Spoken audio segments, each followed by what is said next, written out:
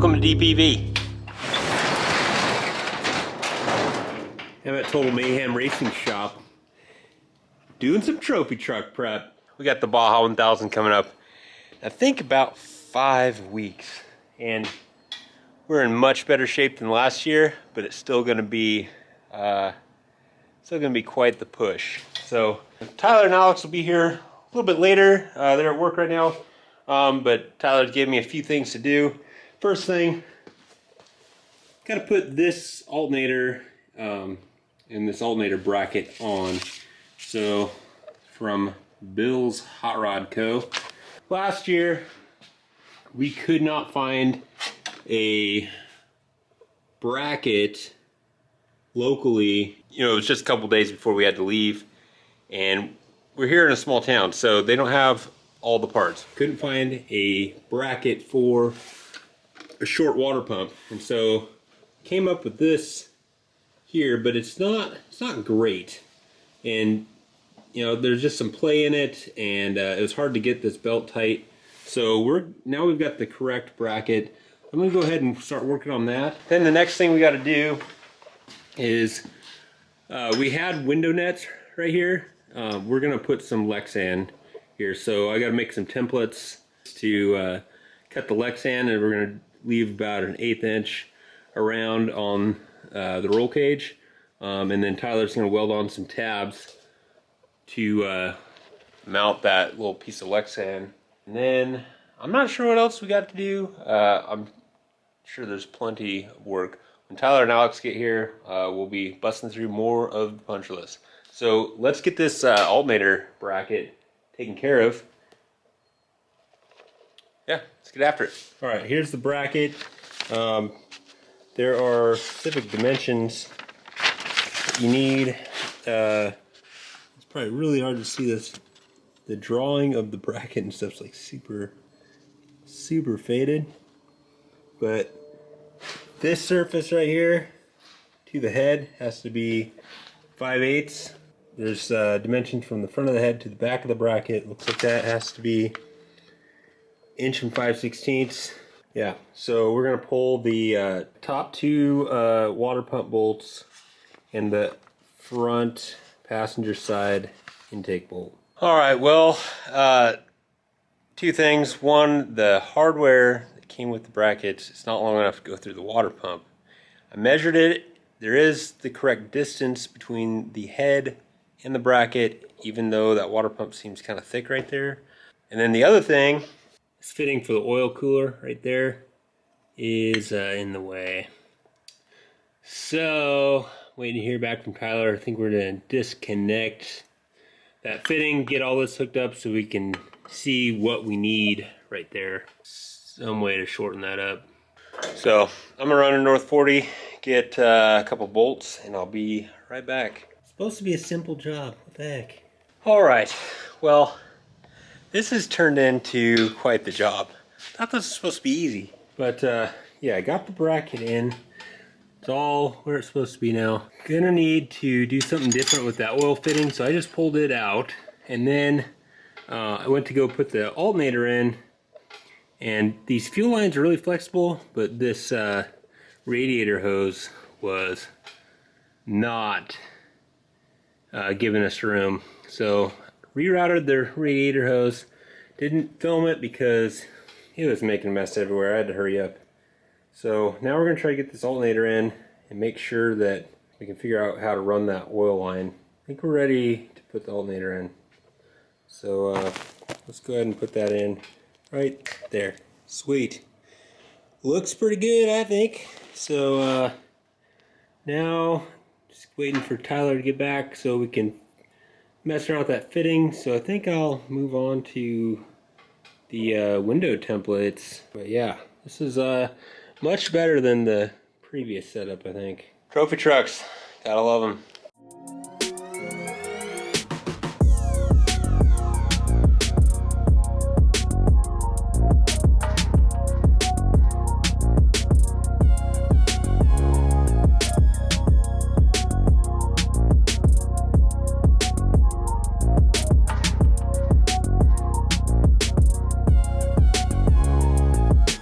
So one thing Tyler noticed is that this bypass rides just a hair closer to shock. And so it has some misalignment spacers there on the bottom, these right here. So I'm gonna pull these out. I got some new ones to put on to hopefully power or push this bypass back.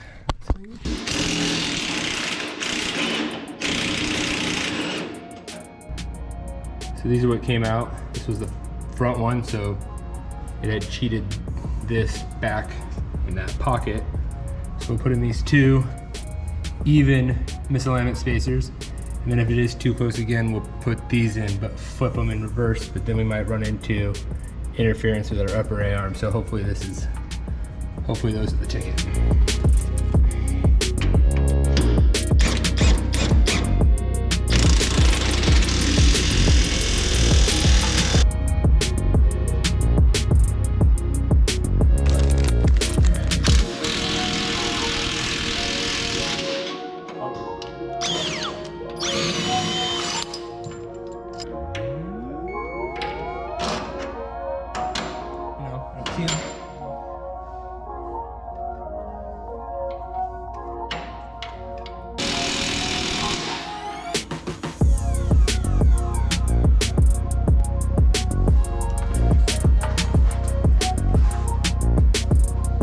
Okay, right here, I don't know if you can see this. So when I'm doing splicing in for this harness that I made for the digital dash to hook up to the sensors, we use these.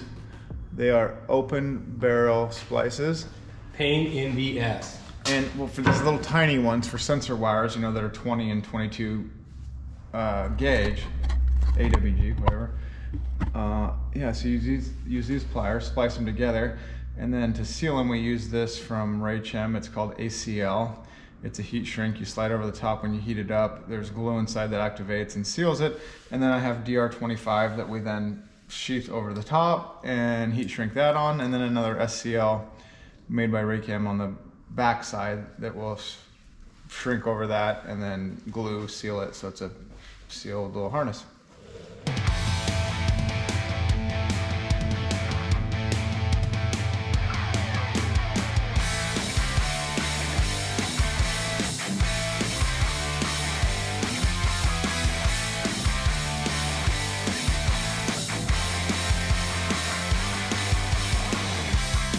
We are out here in Windover, Nevada. Kind of the same landscape that we'll be seeing on the Baja. You got the race truck. We got the shot guy from Desert Speed Shock Tuning. We're gonna put the truck through its paces and fine tune these shocks.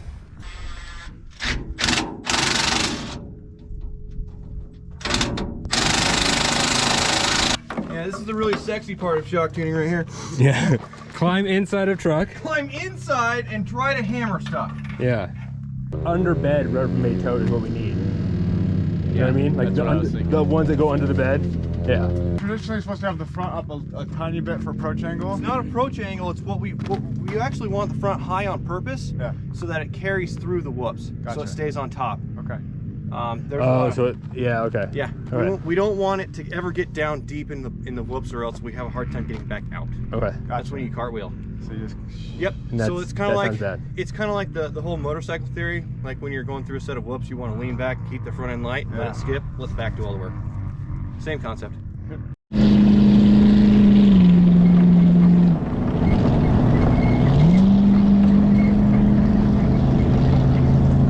Go back.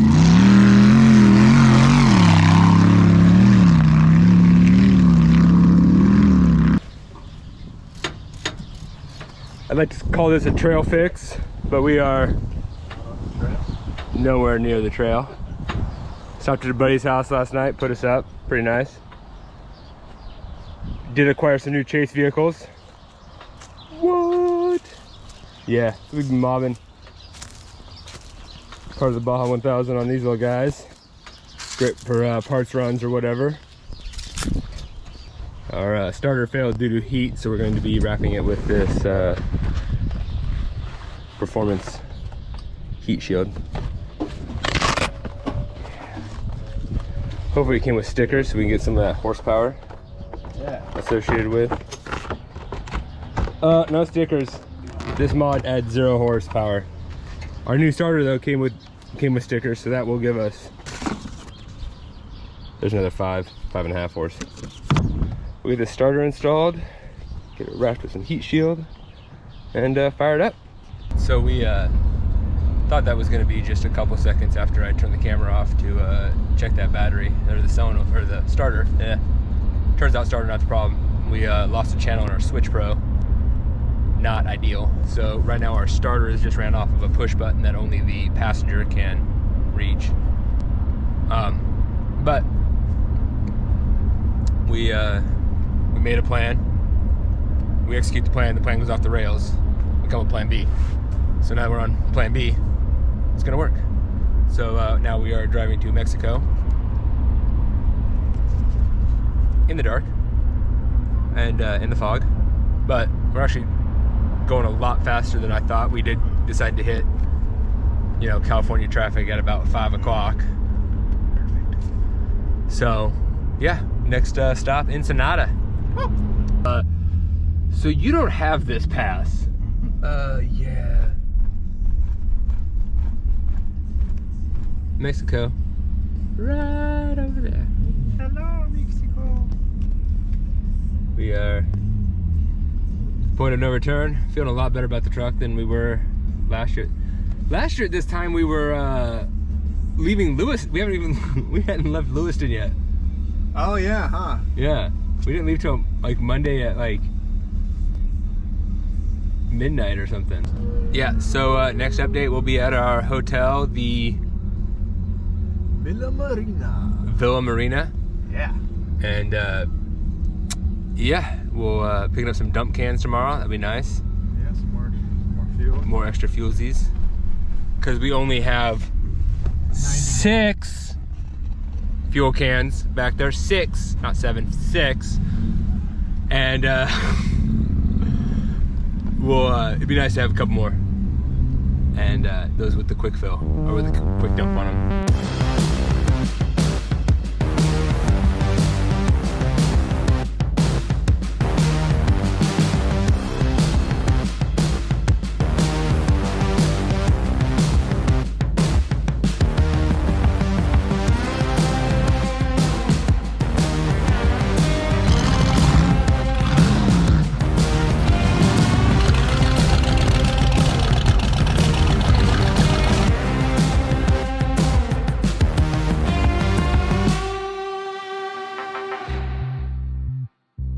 We are at Tech getting the chassis inspected. It's already been certified. It just needs to have like the rest of the stuff checked out. Getting the file for our GPS, making sure all of our stuff is up to snuff, and feel pretty confident we'll be sticks up here in a little bit.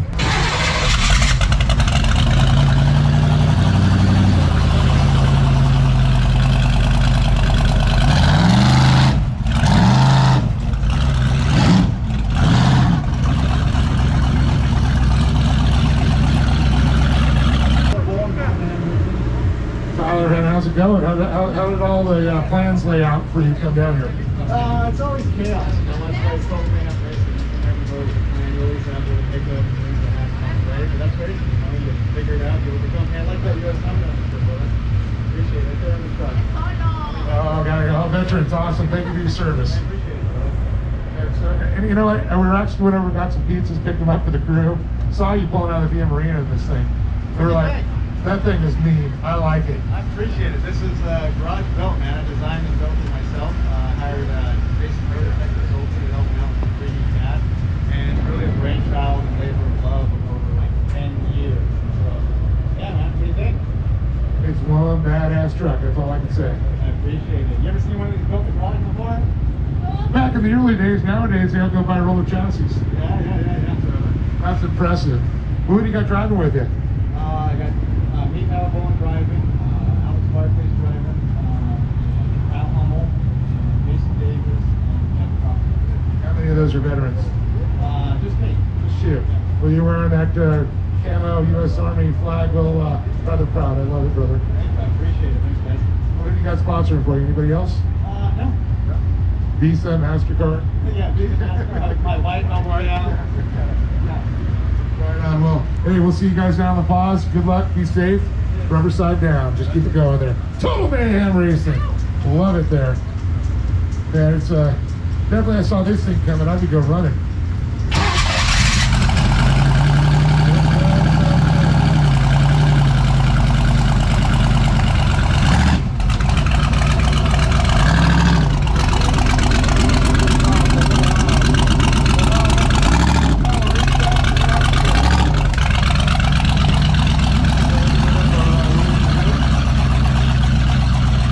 All right, I finally made it, and it's the day before race day. We are trimming up these mirrors so they fit, because we replaced the nets with the Lexan.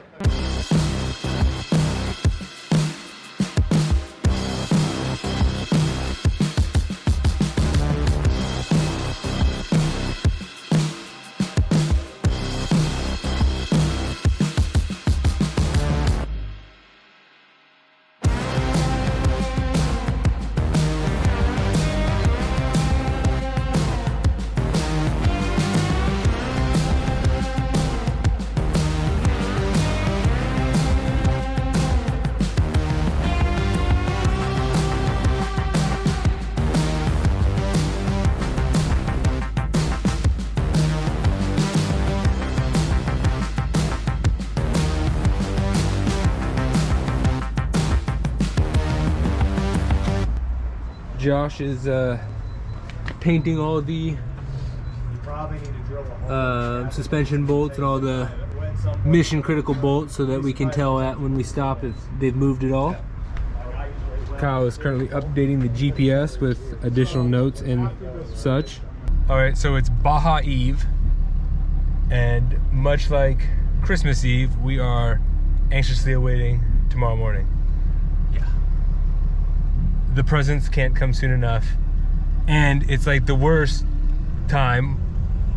It's like you have to wait for Christmas, and then you gotta wait for Christmas night to open your presents, because we don't get in the truck until race mile 404.